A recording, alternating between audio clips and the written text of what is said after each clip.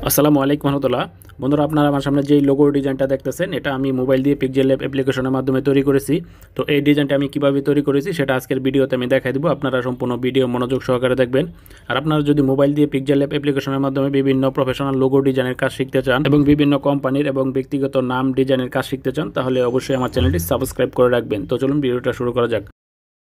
প্রথমে আমরা আমাদের মোবাইলে থাকা পিক্সেলল্যাব অ্যাপ্লিকেশনে চলে যাব। তারপরে আমরা উপর থেকে এখান থেকে লাইন অ্যাড করে নেব। তো আমরা এখানে লাইন অ্যাড করব 11টা করে, আপনারাও সেমভাবে অ্যাড করে নেবেন। তো আমি 11টা করে লাইন অ্যাড করে নিচ্ছি। তো আমার লাইন অ্যাড করা হয়ে গেছে। তারপরে আমরা একটা শেপ নেব।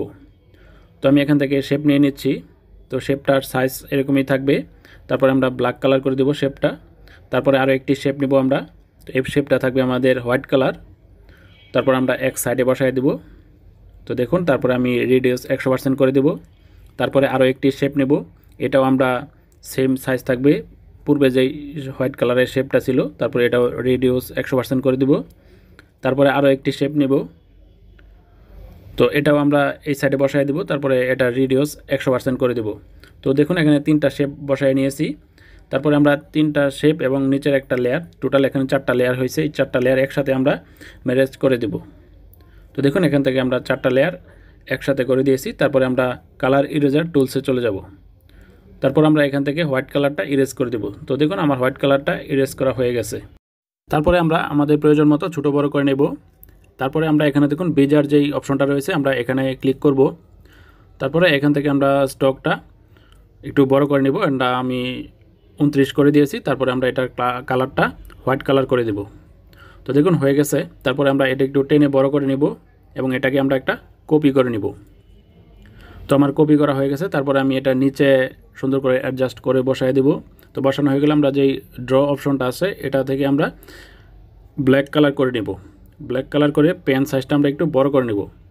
তারপরে যেই দুইটা শেপ বসাইছিলাম, এই দুইটার মাঝখানে যে ফাঁকা জায়গাটা আছে, এটা আমরা ব্ল্যাক কালার দিয়ে ফিল আপ করে দেব। খুব সুন্দরভাবে আপনারা কাজ করবেন, আস্তে ধীরে কাজ করবেন, তাহলে আরও সুন্দর হবে। তারপর আমরা জুম আউট করে এটা আমরা এই লেয়ারটা আমরা নিচে দিয়ে দিব।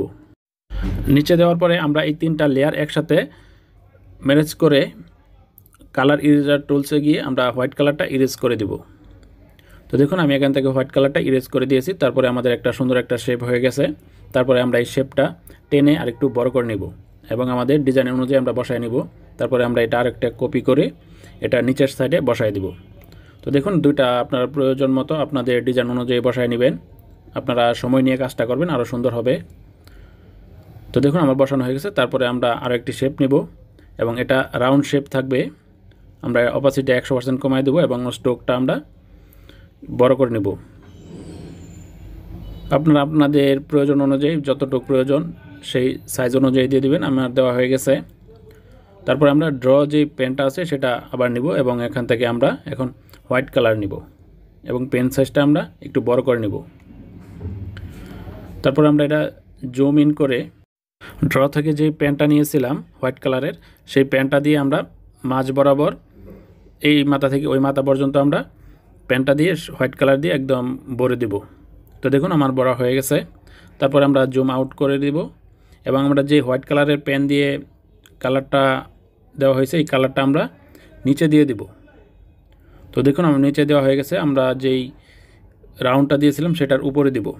তো দেখুন, আমার দেওয়া হয়ে গেছে। তারপরে আমরা কি করব, আমরা যেই শেপটা বসাইছিলাম এখান থেকে একটা শেপ আমরা কপি করে নেব। তো দেখুন, আমি কপি করে নিয়েছি এই শেপটা। তারপরে আমরা ইরেজার টুলসে গিয়ে এই শেপটা আমাদের প্রয়োজন মতো কতটুকু আমরা ইরেজ করে নেব। তো দেখুন, আমি ইরেজ করে নিচ্ছি, আপনারাও ইরেজ করে নেবেন আমার লোগো ডিজাইনটা বাড়ানোর জন্য। তারপরে আমরা এটা এই পাশে বসায় দেব। তো দেখুন, আপনারা আস্তে ধীরে কাজ করলে কিন্তু আরও সুন্দরভাবে বসায় দিবেন। তারপরে আমি এই উপরের পাশে আরেকটা কপি করে এই পাশেও বসায় দিব। তো দেখুন, আমার দুই পাশে কিন্তু মোটামুটি বসানো হয়ে গেছে। আপনারা একটু সময় নিয়ে কাজ করবেন, আমি বারবার বলতেছি। তারপরে ড্র থেকে আমরা আবার পেন টুল নিয়ে আমরা হোয়াইট কালার দিয়ে এটা এখানে পেন দিয়ে হোয়াইট কালার দিয়ে দিব। তো দেখুন, আমি এই পাশে হোয়াইট কালার দিয়ে দিচ্ছি এবং এই পাশে হোয়াইট কালার দিয়ে দিচ্ছি। তারপরে যে আমাদের যে পেন টুলের যে লেয়ারটা হয়েছিল, এই লেয়ারটা আমরা কি করব, একবার নিচে দিয়ে দেব। একবার রাউন্ড শেপের উপরে থাকবে আমাদের। তো দেখুন, রাউন্ড শেপের উপরে একবারে নিচে আছে। তো তো সব কিছু বসানো হয়ে গেলে তারপরে আমরা এখান থেকে সবগুলো লেয়ার একসাথে ম্যানেজ করে নিব। তো দেখুন আমি সবগুলো ম্যানেজ করে নিয়েছি। তারপরে আমরা এখান থেকে কালার ইরেজার যেই টুলসটা রয়েছে সেই টুলস থেকে হোয়াইট কালারটা আমরা ইরেজ করে দেব। তো দেখুন আমাদের হোয়াইট কালারটা ইরেজ করা হয়ে গেছে, আমার লোগো ডিজাইন মোটামুটি হয়ে গেছে। তারপরে আপনারা সাইজ অনুযায়ী বড় ছোটো করে নেবেন। তারপরে টেক্সচার থেকে আপনারা যে কোনো কালার দিয়ে দিবেন অথবা যে কোনো পিকচারের কালার। আমি সিলভার কালারটা অ্যাড করে দিচ্ছি, আপনারা যে কোনো কালার দিতে পারেন।